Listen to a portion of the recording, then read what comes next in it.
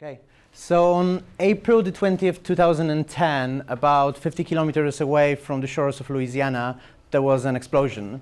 The explosion hit the oil rig called Deepwater Horizon. And if you've been to the cinema recently, you could probably see a Hollywood blockbuster movie with the same title.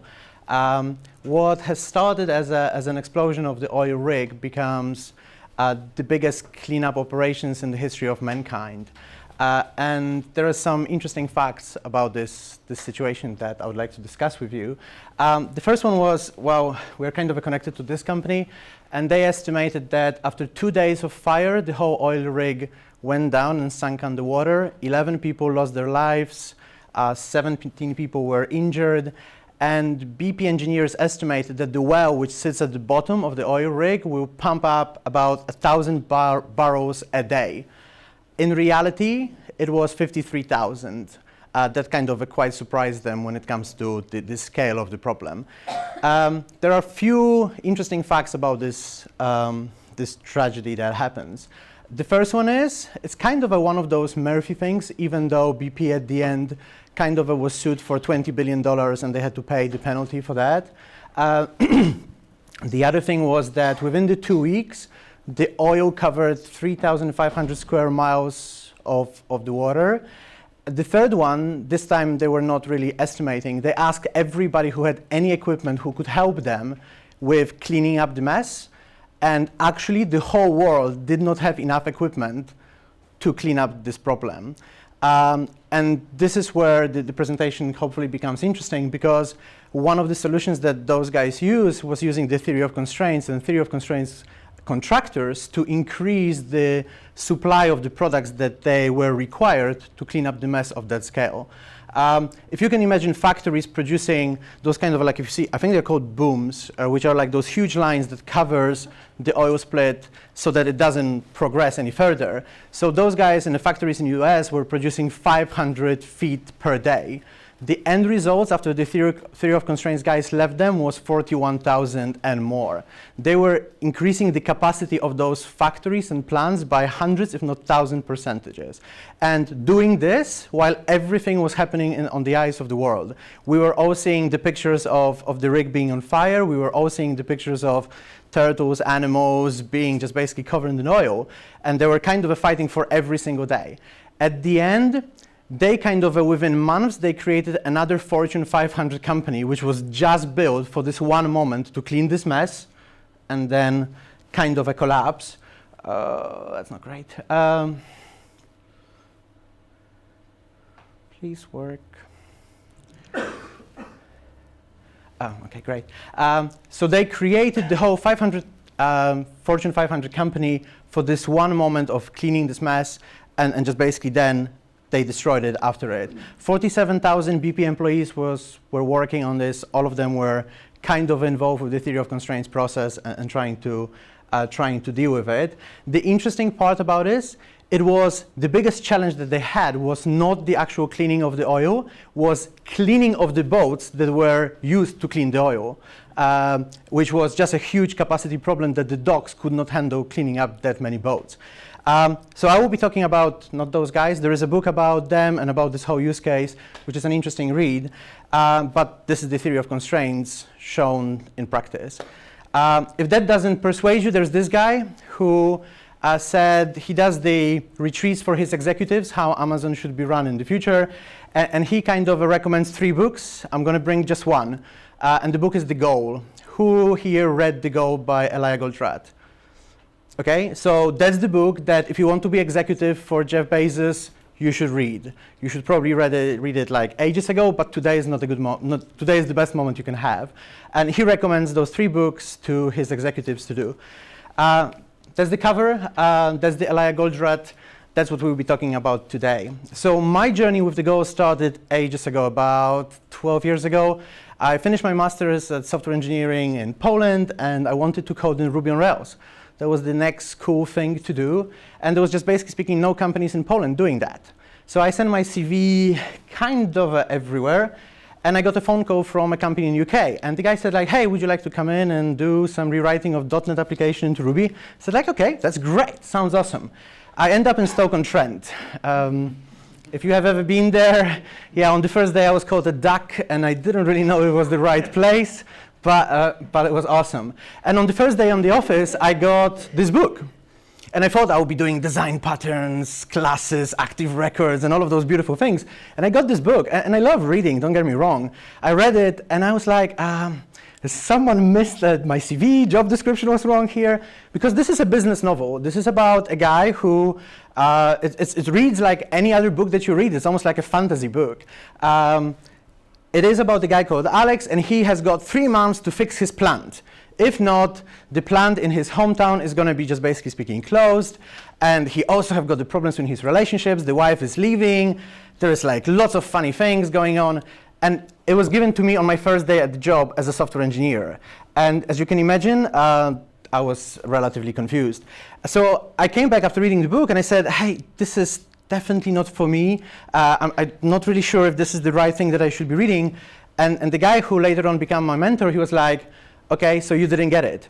And this is what most of the people reaction to theory of constraints initially is. It's such a nice read that you miss almost every single useful thing inside the book because it just flows, it just reads nicely. There's lots of problems, there's the girlfriend leaving, wife coming back, and all of those things. In retrospect, when you figure out your first improvement that you make or something happens, you start seeing everything through the lenses of theory of constraints. This is going to be a great presentation with all of those blinking stuff. And you've got this moment of, in retrospect, of, oh shit, that was in the book. And this is how it kind of started for me. And from that moment, hopefully this button doesn't work, I start seeing constraints everywhere. The same way as this guy started seeing dead people. It was like, it was everywhere. Like I was walking today from the hotel and every single door is a constraint. Every single time we're trying to go for a keynote, there is a constraint. The lady giving us the pieces of paper, we could do something better. The lady giving us a cup of coffee, we could do better. Getting the tickets on the Waterloo station, we could do better. Yeah, it kind of starts to hurt at a certain point. The other thing that you start seeing are dark clouds. So a lot of things in the theory of constraints operate within the clouds. There is current reality ones, and there is one which we'll be discussing today, which is called evaporating cloud. Those are the dark clouds that theory of constraints helps you remove. This is how you deal with conflicts within your organization. So what the theory of constraint is a management paradigm that views any manageable system as being limited in achieving more of its goals by a very small number of constraints. So what theory of constraint is basically speaking, there must be something limiting our organization from delivering more of our goal. Let's find that. And basically speaking, the whole theory of constraints is about focusing on this one potentially little or a huge item that's limiting the power of your whole organization. And it tries to answer 3 questions. The first one is, what to change? If I will go today to your organization and ask all of the people who are working for your company, and I say, hey, could you tell me what would you change? Half of the people will say, throw a CTO under the bus. The other half will say, do it with the CEO. Half of them will say, hey, the designers are giving us shitty work and we cannot do this. The developers will complain about the lack of TDD in code or pair programming or whatever else. The DevOps team, don't even get me started, but you'll get 100 reasons what to change. In reality, those are not the things to change. Those are just undesirable results of where your organization is. So don't worry, don't try to change those. What Goldratt suggests, and there should be a picture of Yoda here, it's coming. Too many things you do, focus you must. What that really means is he used the Pareto rule. Who knows the Pareto rule, 80-20? Cool. So 80% of people living in 20% of the cities, 80% of sunlight goes to 20% of the trees in the Amazon forest, and so on and so on. So he said that, let's say we've got the hundreds of things we would like to change because of your people within your organization kind of mentioned those. Then he said, well, if Pareto rule is correct, only 20% of those would really make an impact on your organization. So the first thing about the focus part is it's really hard because if you pick the wrong ones, you'll be changing things forever with 0 results. But what people forget about the Pareto rule is that the 80-20 is a very optimistic case scenario. If your elements are connected and dependent on each other, the number gets skewed dramatically more. So it's like 2% for 98 results. So now, out of 100 suggestions to change, including throwing the CTO under the bus, you have to pick up only 2, or maybe even just 1, to deal with almost all of your problems within your organization. And this is where theory of constraints comes in to kind of show you the path to try to figure out this one constraint that is limiting your organization. So we are basically speaking searching for the weakest link. This is a great image on my laptop, not a great one on yours, but basically speaking there is a metal chain and one of the links is just basically speaking made from the plastic element. That's your weakest link.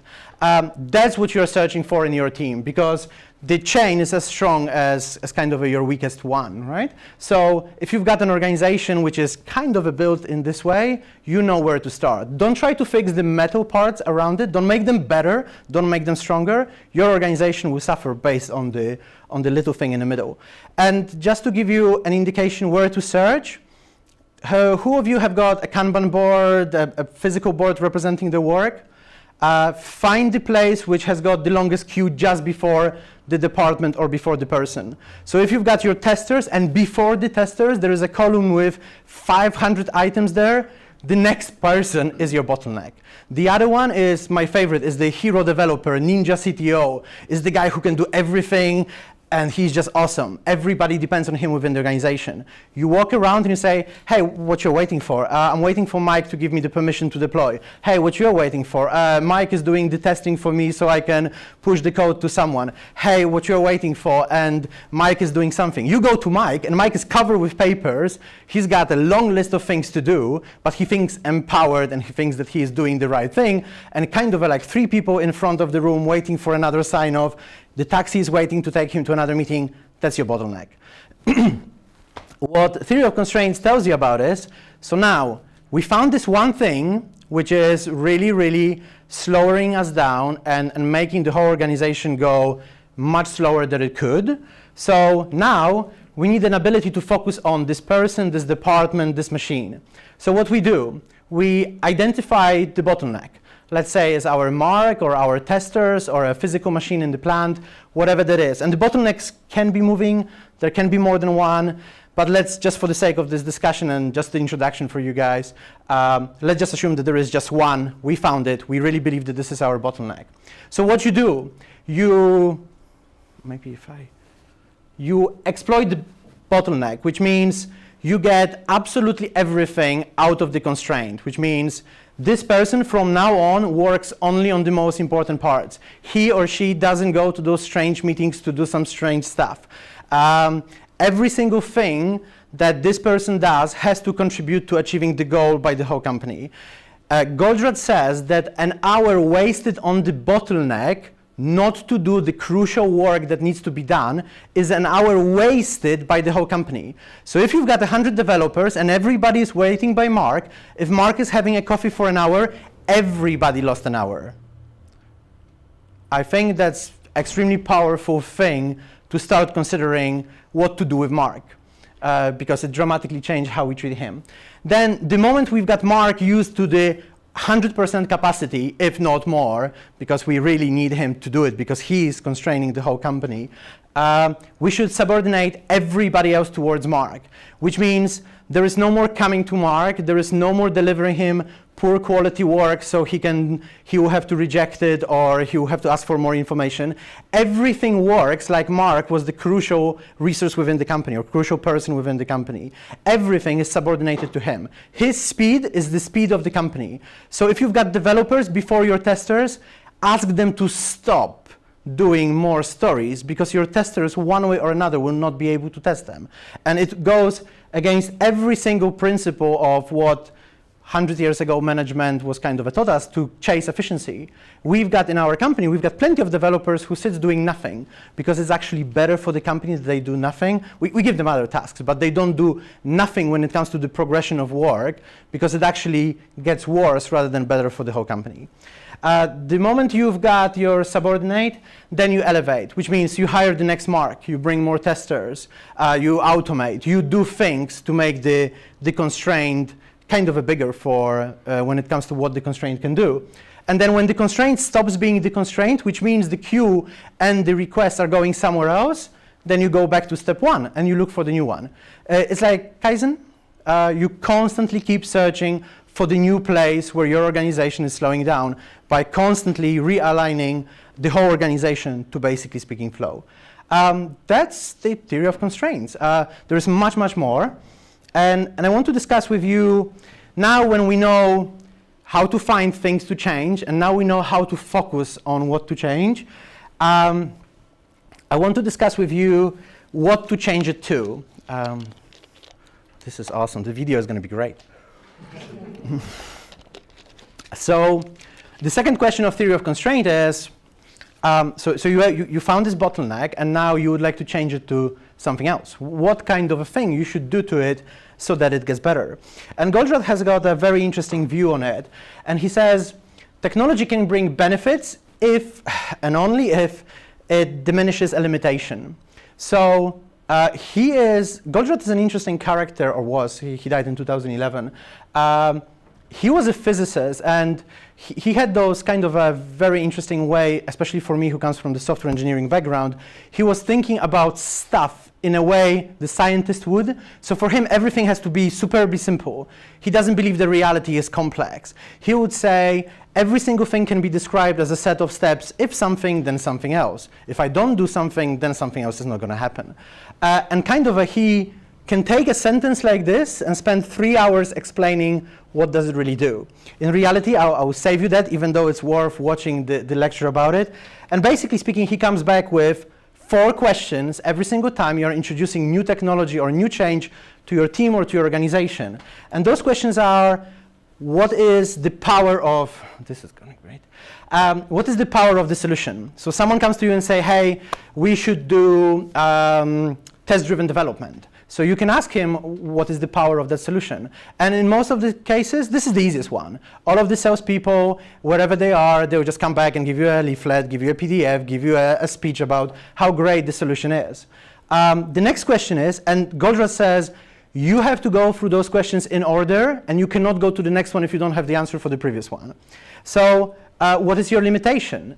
Which means, give me the exact definition of why you're trying to introduce the technology so that we understand how to measure that it actually works and what is the limitation that you're trying to diminish. If you cannot find the reason to have this technology because there's no problem, don't introduce new technology. I'm sure that you've got a lot of tools and things that were kind of there just because you thought you need it, and then they're just basically speaking dead.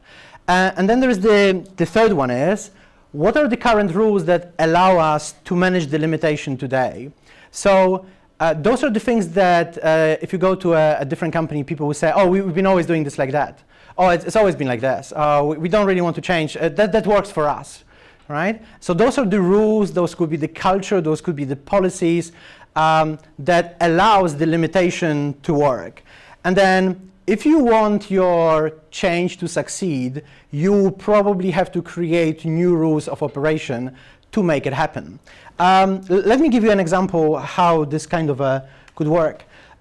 So I work for a company building startups, so I don't really have much of an experience building huge systems with hundreds of people. But I do have my own challenges when it comes to what we build. And we've got continuous delivery. We can deploy code as often as we would like to. And the power of continuous delivery solution for us is that we've got relatively low risk when we release per commit. It's like 5 lines of code. That is usually not going to delete the whole system. My developers are not afraid to release every single day or multiple times a day. I can control the risk of things that can go wrong. What was the limitation? Well, previously we were releasing once every 3 months, so our market competitors could experiment on our users and on the people using the apps and our solutions much more often than we could. What rules we had to help us manage the limitation? Well, we never really spoke with our users when we were not deploying code often enough. And if we were, our marketing department will send a quick email once every 6 months saying, hey, what do you think? And now we introduced this great new technology. We've got continuous deployment, and we can deploy every 15 seconds. But kind of we don't see the benefits of all of those benefits that other companies are describing when they are doing this.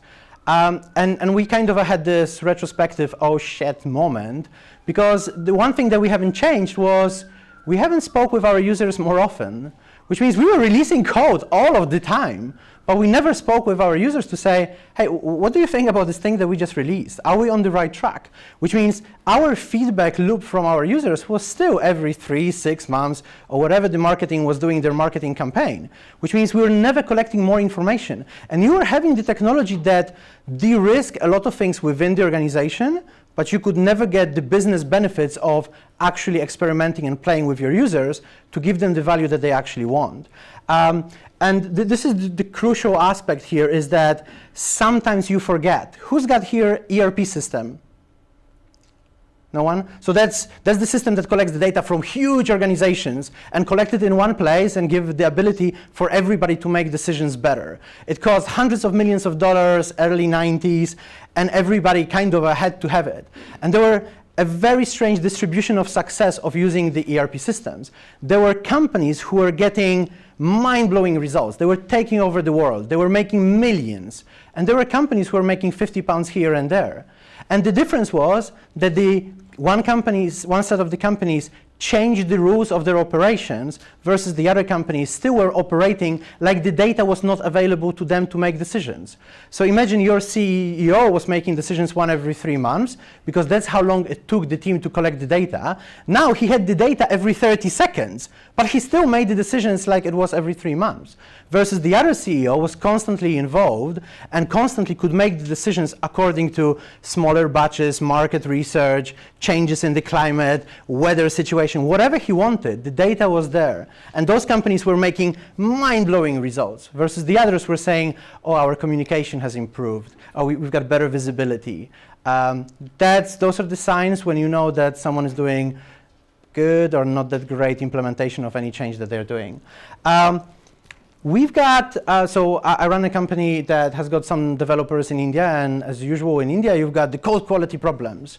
So we had those as well, and we were kind of trying to introduce the new technology to help them become more standard-oriented and coding in the way we would like them to code. And we came up with this code review tool, which means every single line in you create at this moment is reviewed by someone else, every single one. It sounds like a crazy task, but this is how it happens. So what is the power of the solution that we introduce? Well, for us, it was the fact that we are going to get the code in the standards that we want it to be, that there will be no silos of knowledge because there will be always a second developer who will know how your code works. And there will be always another person who can just basically jump in and help you out. It also allows the senior developers to learn more because they have to teach the junior developers. And junior developers, first time ever in their life, they've got the ability to criticize their CTO for writing a shitty code. It's a beautiful feeling. It's just absolutely mind-blowing feeling. What was the limitation? Well, we were having the problem of just basically speaking, releasing the code that we were, one, not very proud of. We were worried of external company due diligence, and we were just basically saying, hey, at some point we will have to rewrite it. And that's not a great position to be in. What rules help us manage the limitation? Well, we were saying we were writing startups. We are all about the speed. We're not about the quality. We can allow ourselves to put more people on it because they were relatively cheap when it comes to how much they cost the salary. And what rules we had to change? We did one thing. Every single time a commit at uCreate is rejected, we stop the whole deployment pipeline, which means there's no more code going to staging, no more code going to QA, no more code going to production, and you are kind of publicly, everybody knows that your code has been rejected and that we have to fix it. Only when the code is fixed, we are able to progress forward. Initially, when we released this tool, we didn't have this ability to stop the releases, and nothing has changed. Because everybody still operated within the old rules. Everybody, even though they were doing code review, even we were doing pull requests, even though we were doing this tool, no one has ever thought that this code has to be there for more than 6 months that they work on the project. No one really cared that, hey, someone else might be taking over for me and I should write the right code. So whenever you're introducing a change towards in your team or in your organization, the crucial aspect is finding out what is the power of the tool, finding out what are the limitations that you really want to define, and you really want to understand them. Because if you don't know what you're trying to really fix, well, you're going to be fixing all over the place, right? And then those rules can be policies, those could be culture. They might be not written down, but somehow your organization operates within them. You have to kind of try to grab them and consider what are the consequences if those rules stays when you introduce the new technology or when you introduce the change. And then consider what are the new rules. Some of those are going to drive people crazy because you're going to say, hey, from now on we don't need a data center, we are going to use the cloud. Now every single person who was sitting in data center and who was very important is not required. So there will be the challenges of introducing the change. And theory of constraints gives you, again, the ability to focus, the ability to go through the 4 questions, and kind of try to figure out what to do. And one thing about introducing the change, Eliyahu Goldratt came up with this: tell me how you measure me and I will tell you how I will behave. Do you know this statement? So there is the famous story about the Tesco in London. So the Tesco in London did a customer survey, and the customer said, hey, dear Tesco, we are struggling here because at 3 o'clock there is no bread, and we are giving you 4 stars out of 5. So what does the management do? The management do what they always do, which means they connect the bakery to this problem, which means they're saying, hey, from now on, every 2:50 we will show up here to check if you are cooking the bread, if you're baking the bread, if the shelves are full of fresh bread. And what's more, to motivate you, we are going to give you a bonus if for the next month there is lots of bread at 3 o'clock to make our customers happy. Do you know what happened? At 3 o'clock, sorry, please go. Probably the lack of bread moved to a different time of day. Correct. So basically speaking, at 5 to 3 o'clock, the whole Tesco smelled of fresh bread. It was just a beautiful place to be. Like the shelves were full of bread, fresh croissant. It was just awesome. The managers were extremely happy. The only problem, there was no bread during all of the other hours of the day. Because the people just played the game. Show me how you measure me and how you reward me, and I will show you how I will play. My behavior will change, depends on how you measure this. This happens to probably most of your Scrum teams the moment you introduce story points. They do 21 story points and then someone comes back and say, hey guys, we need 20% improvement. That's not an issue for them. They would just basically speaking estimate +1 on every single story that you guys have. They would do much more than 21. Show me how you measure me and I'll show you how I will behave. One set of advice, don't use averages. Averages are a very, very dangerous mathematical formula for kind of looking into data because they just basically hide the outliers on both sides. So if you've got 100 opinions and 50 of them are 0 and 50 of them are 100, that doesn't mean that your performance of your team is 50. And you've got a huge opportunity in the outliers to figure out what really is going on because those people will be usually the honest ones to tell you something. Okay, so now we figure out our bottleneck, we know what to do. We also figure out the way we would like to introduce the change. We figure out those rules, we figure out those policies. We are ready to go. So now we want to cause the change, and you're very excited, you're almost there. This is the moment when the change actually happens. And then this happens. Someone within your organization just says no. This is just not going to happen. And this is the beautiful part of theory of constraints, where it's about the conflicts. And I would like to kind of consider with you how the conflicts impact our work and where they are and what we do with them. So imagine if it's 9:30 a.m. Oh, sorry, it's 7 a.m. You just woke up, and it's the day when you're supposed to do this great presentation at Agile conference in Wales, and you're very excited, and you know you have to leave early, and kind of in the back of your mind, you know that this is just not going to happen. So your girlfriend very quickly shouts to you and say, hey, remember that today is the day that you're taking your 5-year-old daughter to the nursery. And even though you kind of nicely and politely ask her to deal with it today, she is like a stone. She is not going to be moved. The funny thing happens. Your 5-year-old daughter comes to you with those eyes that only you can recognize. And she said, Daddy, can I show you something? So you go to your kitchen, and this is my kitchen wall. And she kind of, with those Shrek cat eyes, she says, I saw you yesterday drawing so many things on the whiteboard. This is our family. I was like, oh, great. This is the actual kitchen wall in my place. On top of it, it turns out that today is the day when the nursery has got the princesses versus knights kind of a dress-up party. And if you ever seen the 4-year-old choosing between Rapunzel, Snow White, and Sleeping Beauty, you're up for a treat. If anybody has got a website which has got more options than 3, just scrape the other 5. Just have 3. 3 is enough. People cannot handle more than 3. The funny thing enough is we end up being dressed up like this. Somehow the ladybird won. So you get her to the nursery, you go to your train station, and if any of you commute to London or from London, this is going to be very kind of a well-recognized screenshots from every single train station all over the London area. And of course, there's no one who you can ask when the delay is going to finish. There's no one you can have a pleasant conversation. And of course, it's plus 30 degrees, so you're just fighting to survive. Then you go back and you finally get to your office and you see your designer and your developer kind of politely exchanging ideas. And you're like, okay, this is cool. They're just arguing a little bit, but you want the conflicts within the organization. That's cool. And you hear something like, I can't work like this. I need 3 weeks to design this website. And you're like, oh, this is going to be a good day.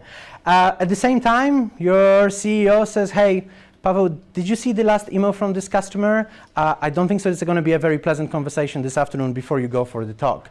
Well, it's 9:30 a.m. You can open your eyes now. This is not your life. But as you can see, the conflicts or opportunity for conflicts are kind of everywhere. You can have it with a 4-year-old. You can have it with a train driver. And you can finish with your teammates in the office.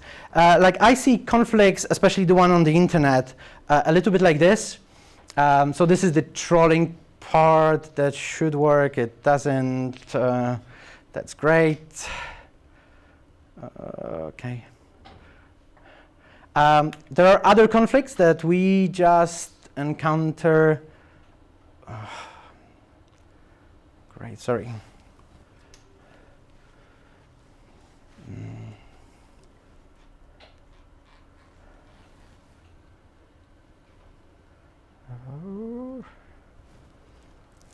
Okay, great.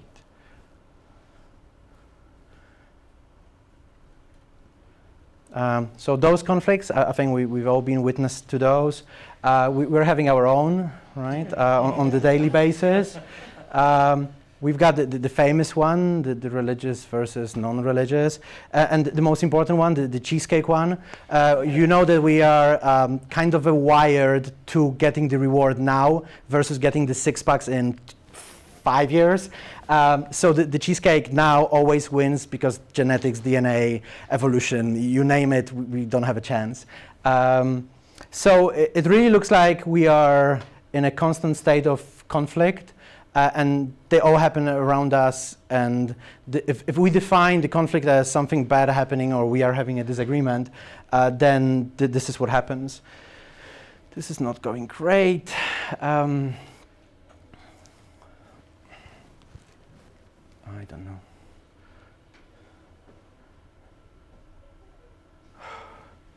I'm very sorry for that. Okay.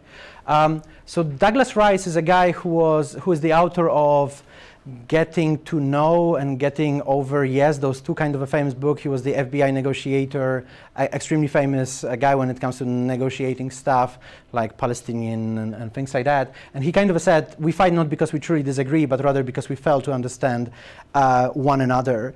And the Goldratt view, and because this is still part of the theory of constraint, is that it kind of, in physics, there's no such a thing as, the conflict is defining as the lack of understanding of the other side, basically speaking, or some assumptions are just wrongly represented.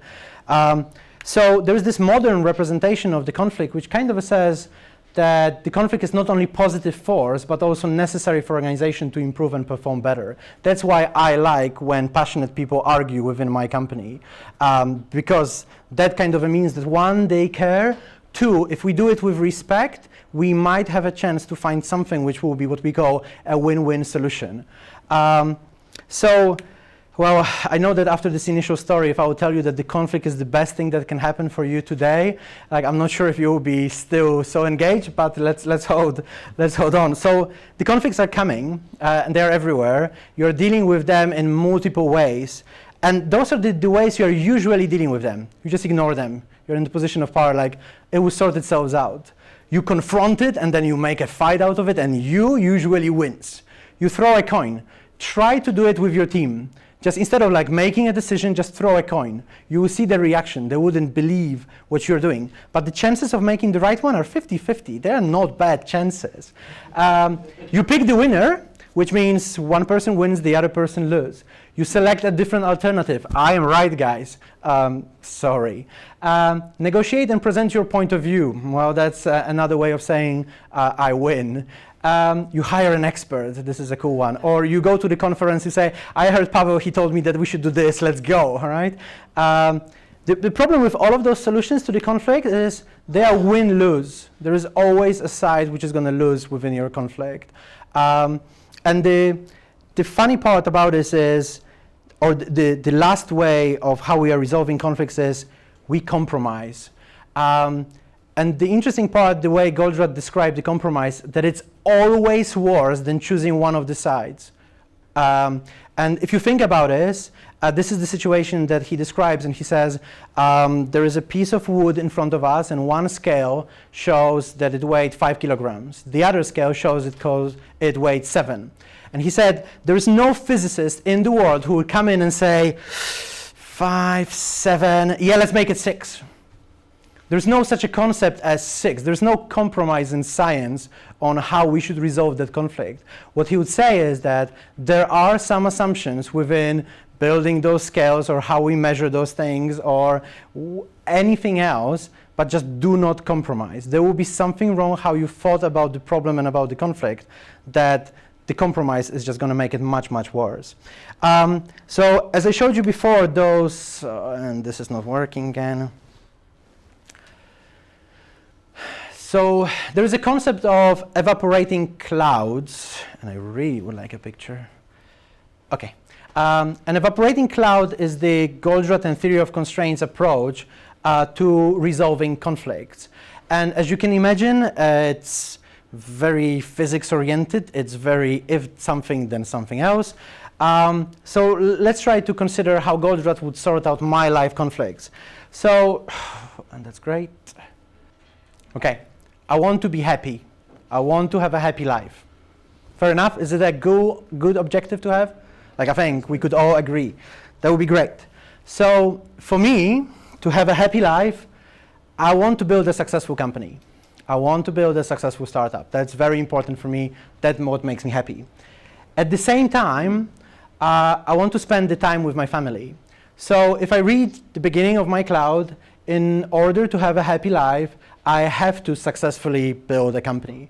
In order to have a happy life, I have to spend the time with my family. Those are two objectives that I've got in my life, and I want them to happen. Okay, so let's keep going with this. So in order to successfully build a company or a startup, I have to stay late at work. I have to put the hours. The startups doesn't create themselves. To be the next Mark Zuckerberg is going to be a long way. So I have to stay late at work. But somehow,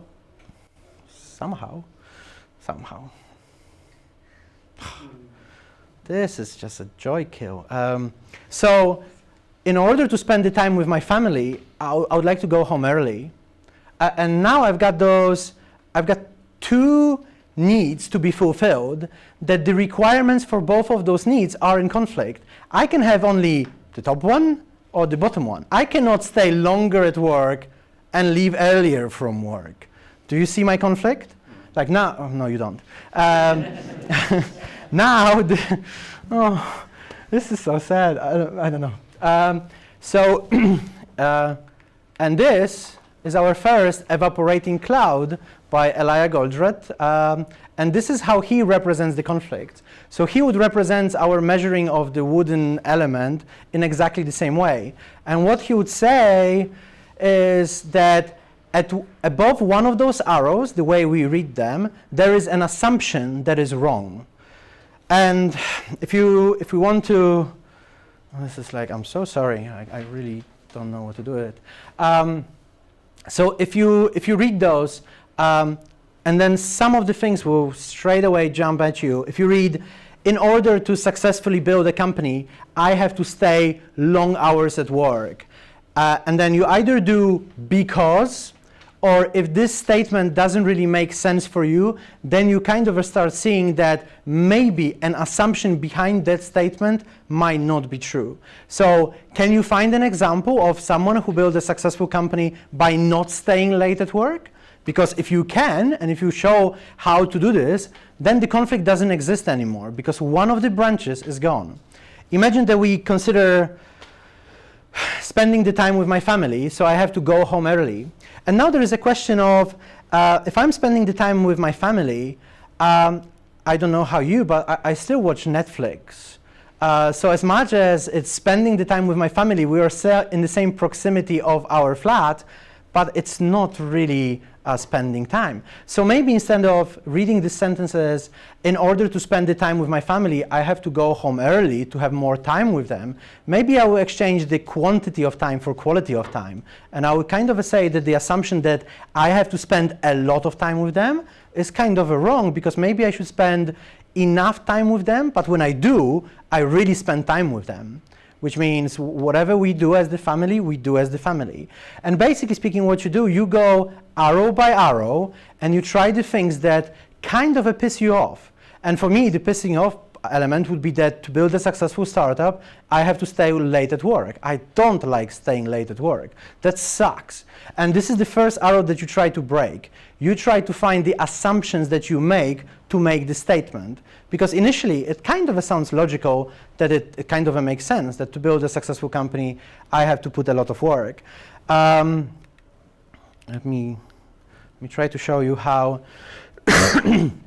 So you kind of expose the assumptions. You say, okay, I'll read it from here. Staying late at work is the only way to build a successful startup. I think we can all agree that this is not going to be the truth in all of the cases, which means you can break this assumption. And the moment you break the assumption, you don't have a conflict. Imagine having this kind of a discussion with your partner rather than shouting at each other. I draw a lot of clouds at home, like a lot. Then you've got assumption. Being at home means I will spend all of my time with my family. That assumption is not true. I will spend a lot of time with them, but not all of it. Money earned and success will always make me happy. How many successful people you know who are extremely unhappy or who cannot really say that they are? And then time spent with my family will meet all of my emotional needs and bring me happiness. I have to do other things as well. So as you can see, I can show the assumptions that I've made on every single one of those arrows. Find the ones that drives you mad and break it. That's how you remove conflicts. That's how we argue with the people who are coming to us and saying that building the next Facebook for dogs is the best idea ever. If you've got another one, and let's hope this is going to work. So we want to deliver the project quickly. So to deliver the project quickly, we want to avoid introducing bugs, right? Fair enough? So that we don't have the rewrites and we don't have the needs to kind of keep fixing it. Well, to deliver the project quickly, we also have to maximize the productivity. So every single developer keep coding. Well, so to avoid introducing bugs, one of the ways is do pair programming. But to maximize productivity, don't do pair programming. As you can see, this in a normal company, this will be a fight over a 3-hour meeting. Because everybody will have an opinion. Everybody will have a view. everybody will subjectively feel that he is the important part in this discussion. Draw a cloud and start thinking about the elements over the arrows. I'm trying. I'm really trying. And if you, well, we cannot.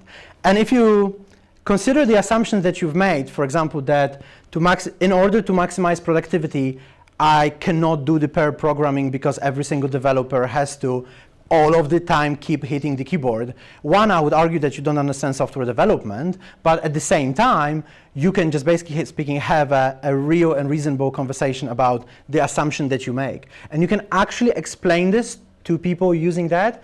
And people draw hundreds of clouds for multiple examples. It's a nice way. You could argue that in some cases, there could be more than just 2 needs to fulfill, but in most of the cases, there will be out of 3 or out of 4, there will be still the 2, which will be much more important than the other 2. So that's a way how you, in a respectful manner, discuss the conflicts of how much this piece of wood weighs. And that's the part of theory of constraints. It's called evaporating cloud, and is one of the ways how you deal with introducing the change in the organization when you got resistance. When your resistance is in the position of conflict where everybody is arguing, everybody's fighting, draw a cloud. Just make it respectful and make it a conversation about the assumptions rather than about the fight. If those things sounds crazy, what else can I do? I don't know how many of you know Cheetah. She is awesome. If you ever have a choice to go to a workshop or a talk done by her, just go. She does crazy stuff, and she's really, really good at considering totally different side of sorting out conflicts by just kind of being nice and humane, which is a strange thing. But yeah, she's awesome, and she kind of consider listening as one of the ways to sort it out. That would be nice to get a picture. Go for a walk. The moment people are not facing each other in the conflict situation and they go this way, the conversation becomes so much easier. That's why you never see Putin versus Donald Trump sitting in front of each other, because they will kill each other. They always sit at the angle so they don't look at each other. This is the same thing with walking. When you walk ahead, it's much easier to express your ideas because you're not forcing yourself to speak at a person. You're talking about the problems that you're facing. And there's the last thing that I kind of do, and that was introduced to Cheetah for me. Just offer hugs. Like hugs works. Like when I go to India and I've got 100+ developers over there, it takes me a day to finish hugging. And after that, we can go to work and do things. But that's another way of kind of outside of theory of constraints, just being nice to people and give them a hug if needed. Cheetah is the person who first say, hey, I'm here, I'll give the hugs. So I think that's all from me. I think in summary, the theory of constraints, read the book, The Goal. That should be always your introduction. It's a graphic novel at this moment, so it reads like a comic. It's mind-blowing. It helps you understand so many concepts. You read it first as a business novel, and it's just a nice read. And after a while, certain concepts will become very, very powerful and very, very useful at your work. And the deeper you go into the body of knowledge that Goldratt created, the more kind of gold things like that you can use in your work on the daily basis, you kind of keep finding. Thank you very much.